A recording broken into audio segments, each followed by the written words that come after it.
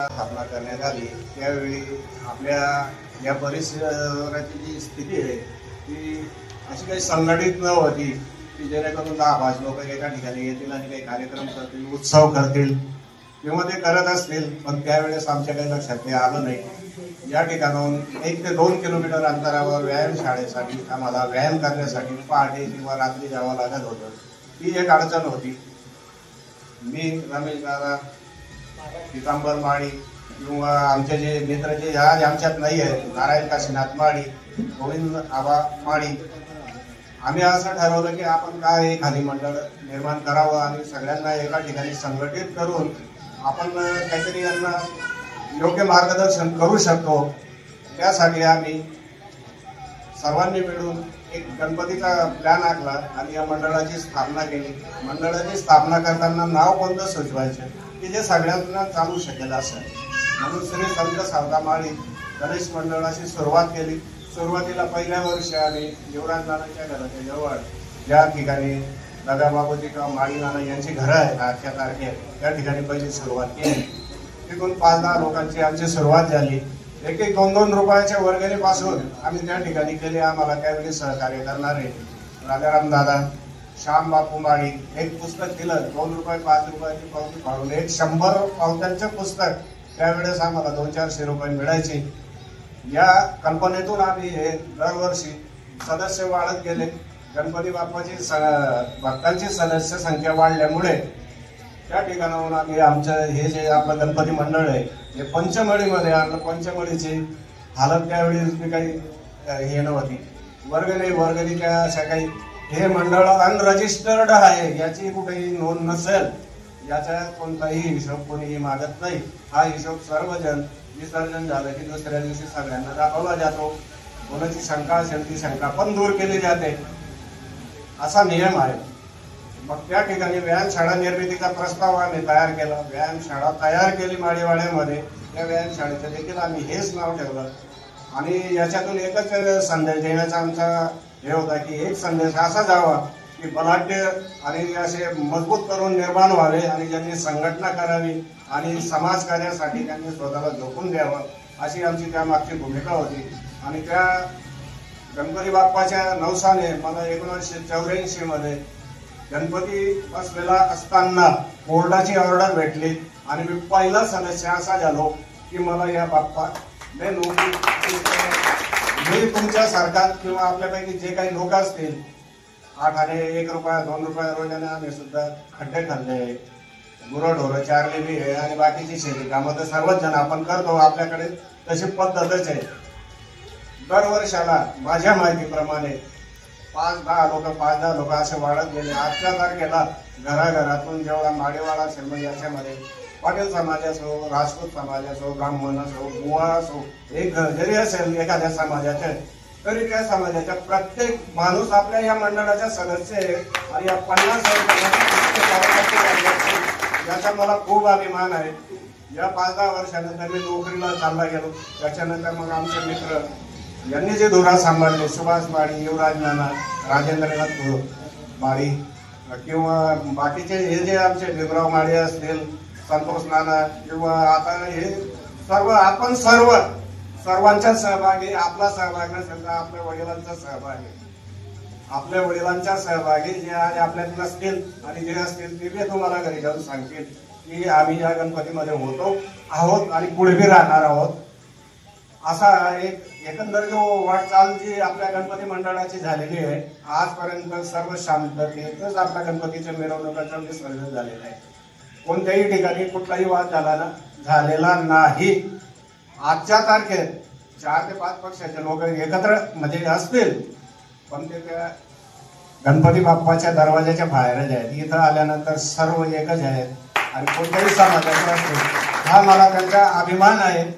मला अशी जात सांगत नाही, इथल्या परिसरातून जर बाहेर आपला माणूस गेला, तो कोणत्याही समाजाचे असेल, त्याला जर बाहेरच्यांनी विचारलं, अहो तुम्ही कुठले आहेत, सिंदखेडच्या कुठं राहता, माडीवाड्यात राहतो, तो असं सांगणार नाही की मी परदेशी वाड्यात राहतो का, तो तसा वाडाच नाहीये, हा माडीवाडाच आहे।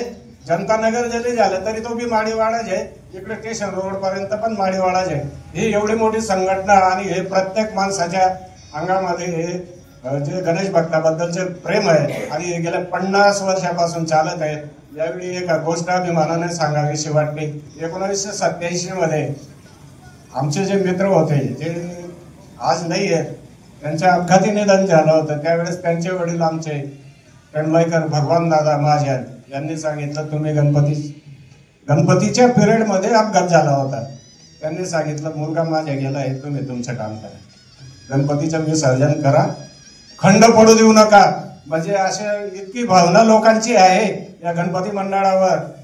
ते आज आमच्यात नाही आहे भगवान दादा टेंबलाईकर, ते दादा राहिले असते तर आज त्यांचाही आम्ही सन्मानाने सत्कार केला गेला असता, पण आज योग आला आहे म्हणून आज आम्ही सर्वांचा सत्कार केला आहे आणि हे मंडळाचे कार्य असंच चालू राहील अशी अपेक्षा बाळगतो। सर्वांचे आभार मानतो आणि सर्वांनी एकत्रितपणे राहावं। त्यांचे राजकारण काय असेल ते राजकारण त्यांनी त्यांच्या बाहेर सोडावं, या ठिकाणी ते राजकारण आणू नये। आणि उद्या या गणपतीचं आपल्याला सर्वांनी मिळून विसर्जन करायचं आहे। हजारोच्या संख्येने परिसरातील सर्वांनी या ठिकाणी हजर राहायचं आहे। ज्याला जशी मदत करता येईल या मिरवणुकीमध्ये त्यांनी तशी मदत करावी। कृपा करून कोणीही गडबड करू नये, धांदल करू नये। तुमच्या आपसातले काही वाद असतील, वाद प्रत्येक घरामध्ये असतो, माझ्या घरामध्येही वाद आहे, समोरच्यांच्या घरामध्येही वाद आहे। हे वाद आपले बाहेर ठेवायचे, गणपतीचं विसर्जन शांततेत पार पाडायचं, सहकार्य करायचं। जर आम्हाला तुम्ही सहकार्य करत राहिले तर हे 5-5, 10 वर्षानंतरचे जे सदस्य या ठिकाणी हजर होतात, आता आमच्या नंतरचे सदस्य युवराज नाना किंवा त्र्यंबक दादा किंवा सुभाष माळी, दत्तू आबा, भिला पाटील असतील, ते आज इथं मला वाटतं आलेले नाही आहेत काही कारणास्तव। त्यानंतर प्रवीण माळी हजर झाले आणि असे असंख्य लोक या ठिकाणी हजर झालेले आणि 10-10 वर्षाच्या टप्प्याटप्प्याने हे लोक हे पुढे पुढे सरकत आहेत आणि आम्ही पण सरकत आहोत। कृपया एकत्रितपणे राहा आणि न्यायासाठी संघर्ष करा, समाजासाठी संघर्ष करा आणि आपले शरीर बलदंड ठेवा, व्यायाम करा, निर्व्यसनी राहा आणि उद्याच्या मिरवणुकीमध्ये काही धांदल न करता आपली मिरवणूक शांततेत कशी पार पडेल याची आपण प्रत्येकाने खबरदारी घ्यायची आणि उद्या 4 वाजेपर्यंत आपण हजर व्हायचे। 4 वाजता या मंडळाच्या गणपतीची विसर्जनाची मिरवणुकीला सुरुवात होते। गणपतीमध्ये जाऊन दरवर्षी नाचणं कुदणं हा एवढाच प्रोग्राम नाही। आपण भक्ती केली तर भक्तीने शक्ती देखील मिळते आणि दरवर्षाला आपला हा जो परिसर आहे या परिसरामधून 1 ते 2 महिला असो किंवा तरुण असो किंवा तरुणी असो हे नोकरीला लागतातच आहे आणि ते आमच्या गणेश भक्ताच्या मंडळ जे गणेश भक्तांचं तुमचं जे आपलं मंडळ आहे या मंडळाचे ते सदस्य जोडलेले आहे। त्यामुळे हा नवसाचा गणपती आहे। श्रद्धा ठेवा, सबुरी ठेवा, संयम ठेवा। आपल्याला देखील काही ना काही कोणाला व्यवसायात यश मिळेल, कोणाला नोकरीत यश मिळेल, अजून जे काही व्यवसाय असतील त्याच्यामध्ये आपल्याला यश मिळेल आणि यश मिळो अशी या बाप्पाच्या चरणी मी प्रार्थना करतो मंडळाच्या वतीने आणि आमच्या ज्येष्ठ सदस्यांच्या वतीने।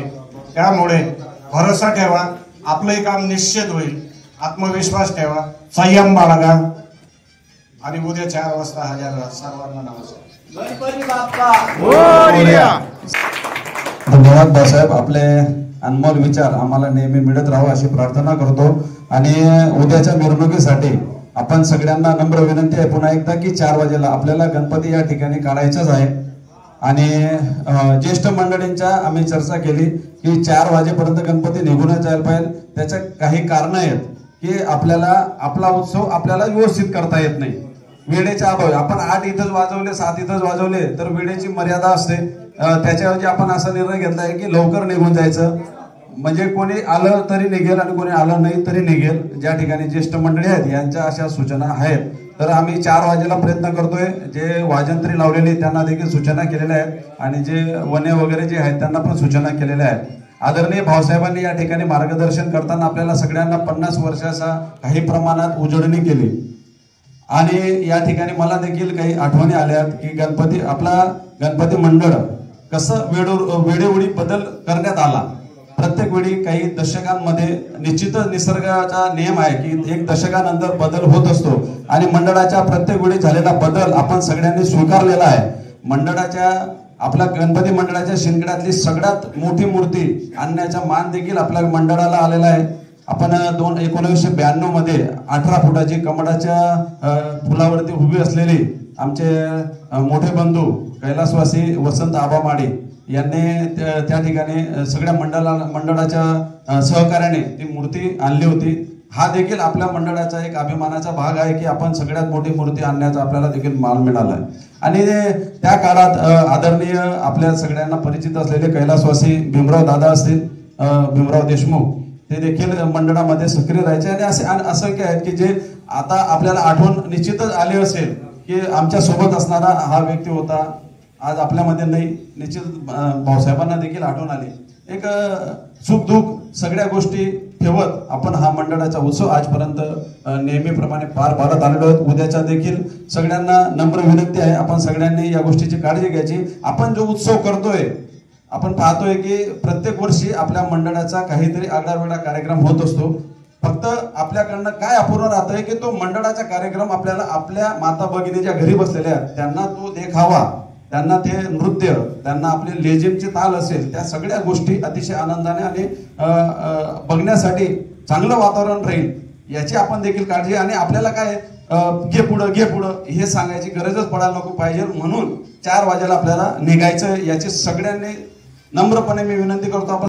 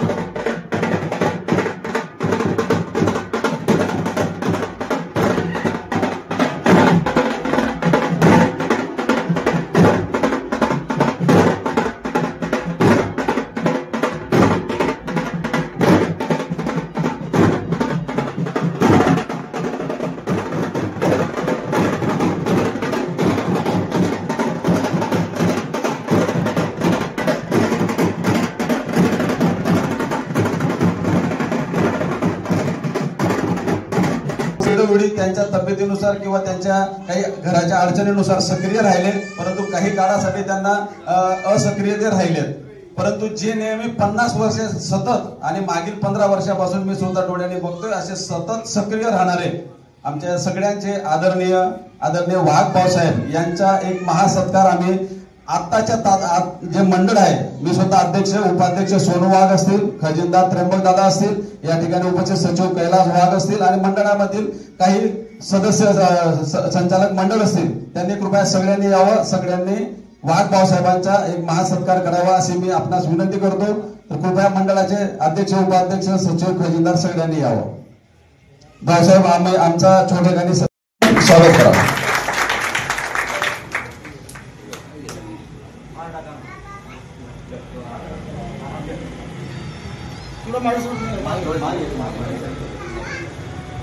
गणपती बाप्पा मंगल मूर्ती